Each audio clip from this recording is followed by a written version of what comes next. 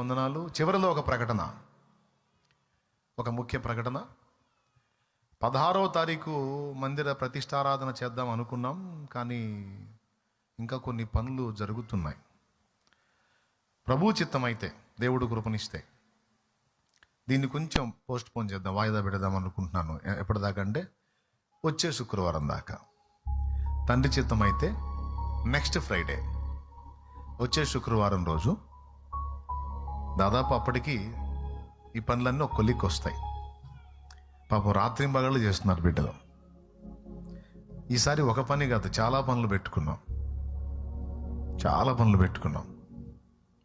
ఎందుకంటే కొంచెం కదిలించాలంటే ఎన్నో తీసేసి మళ్ళీ కట్టాల్సి వచ్చింది. కాబట్టి మీకు కూడా అర్థమవుతుంటుంది చూస్తే, ఇటు వస్తా పోతున్నప్పుడు ముమ్మరంగా ఈ పనులన్నీ జరుగుతున్నాయి. వచ్చే శుక్రవారానికైతే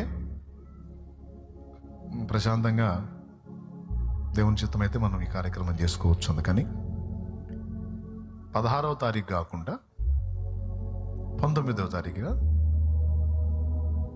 16 మంగళవారం, 17 బుధ, 16 గురు, 18 గురు, 19 శుక్ర. కాబట్టి వచ్చే శుక్రవారం ప్రతిష్టారాధన చేద్దాం. ఇది మన వాళ్ళకి కూడా తెలియజేయండి. ఇది అవసరమైతే కటింగ్ తీసి ఆన్లైన్లో పెట్టండి, మన వాళ్ళకి అందరికీ తెలిసిద్ది.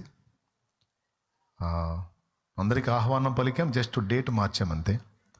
అప్పటికి ఇప్పుడు ఎందుకు హర్రిబర్రిగా ఇవన్నీ చేసుకోవటం, కంప్లీట్ చేసుకొని వద్దాం.